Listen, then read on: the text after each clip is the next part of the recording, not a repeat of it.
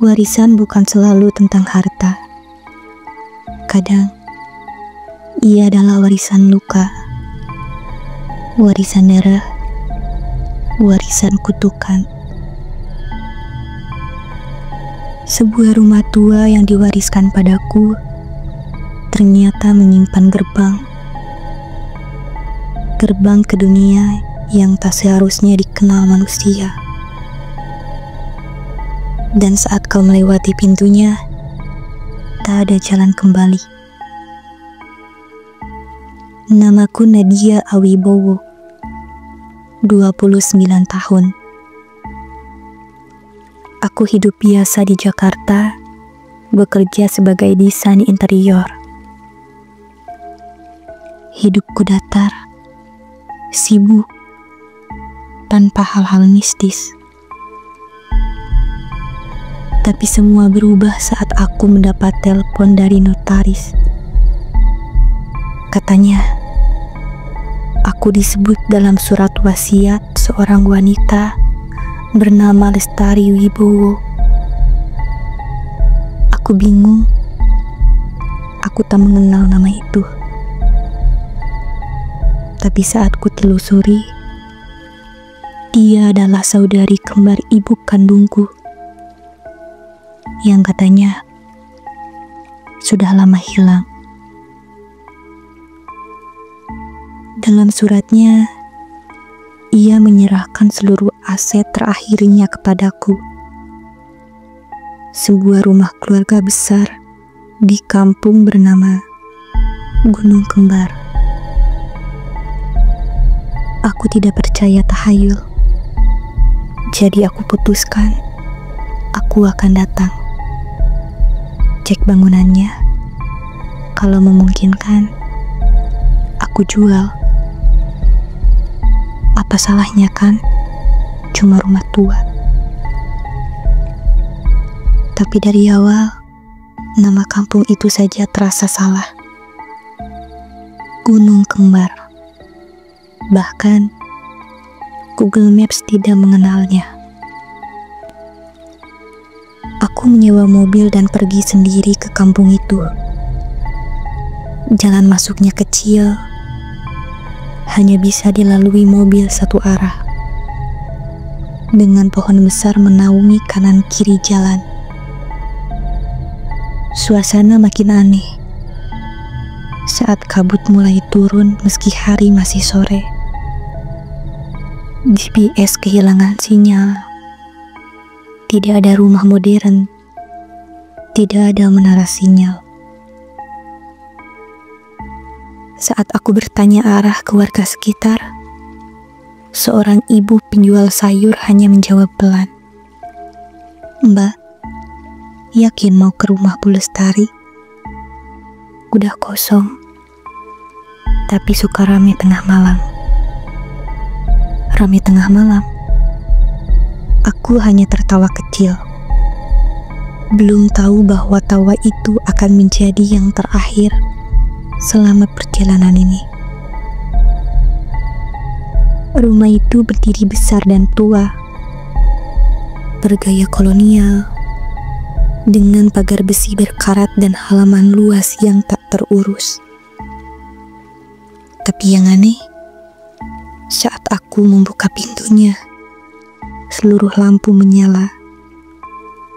Tidak ada debu, tidak ada sarang laba-laba. Rumah ini terlalu bersih untuk rumah kosong. Malam pertama, aku tidur di kamar atas. Tepat di jam 2:13 malam, aku terbangun. Ada suara dari lantai bawah. Suara orang menyapu lantai. Tapi saat aku intip dari tangga, lantai itu kosong, tak ada siapapun. Suara berhenti, tapi ada satu kalimat pelan terdengar dari arah dapur. "Kau mirip dia, tapi matamu lebih takut." Aku gemetar, tapi ku bilang pada diriku, ini halusinasi. lelah. Aku kembali tidur, tapi mimpi itu lebih nyata daripada kenyataan. Dalam mimpiku, aku berdiri di depan sebuah cermin besar. Di balik cermin, aku melihat diriku sendiri. Tersenyum, tapi bukan aku. Matanya kosong, gelap, dan ia berbisik. 3 malam cukup. Setelah itu, kau akan menjadi aku. Pagi harinya, aku mulai mengeksplorasi rumah. Dan di ujung lorong lantai 2, aku menemukannya. Cermin itu. Cermin berdiri besar, berbingkai kayu ukiran tua yang bentuknya seperti tangan mencengkram. Saat aku berdiri di depannya, aku sadar pantulan di cermin tidak sinkron. Aku mengangguk, tapi bayanganku diam. Aku berkedip, dan ia tersenyum licik. Aku mundur, tak bisa bergerak. Di belakangku, dari dalam cermin, muncul suara gumangan ribuan orang, seperti nyanyian atau rintihan.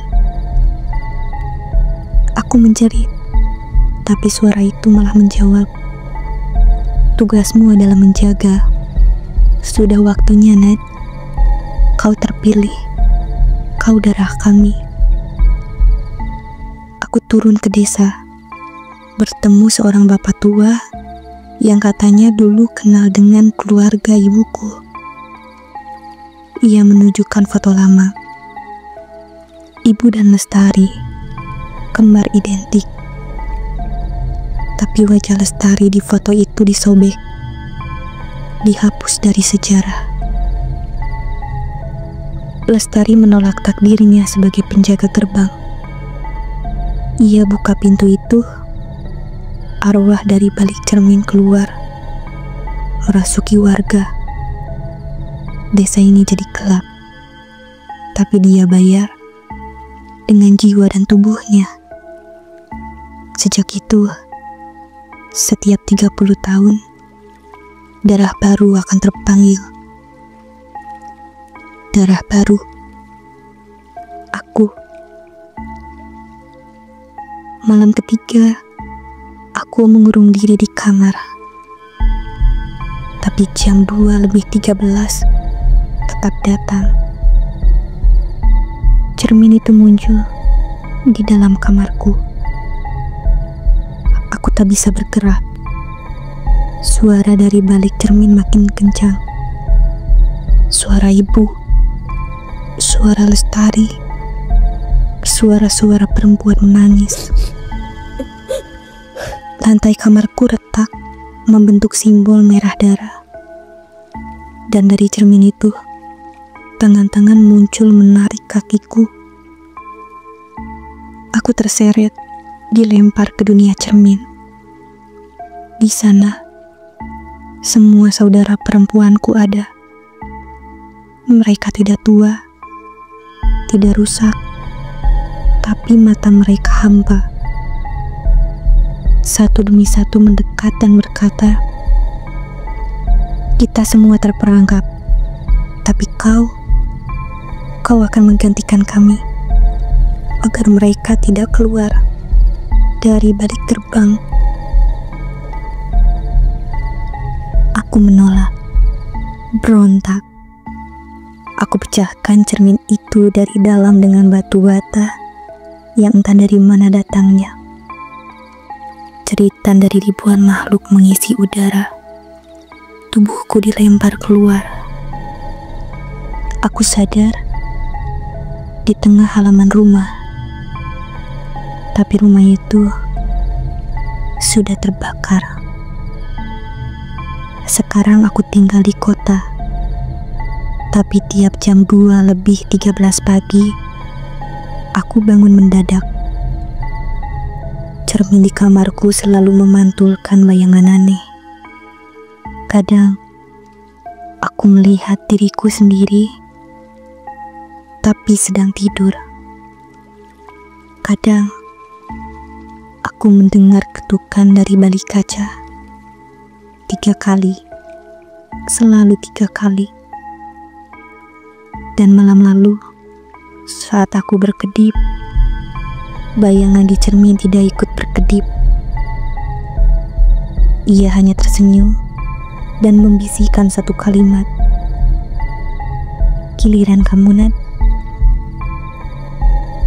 Warisan itu nyata, tapi bukan semua harus diterima. Karena beberapa pintu seharusnya tetap terkunci. Dan beberapa cermin seharusnya ditutup kain selamanya. Terima kasih telah mendengarkan. Sampai jumpa di cerita selanjutnya. Hanya di Senandung Gelap.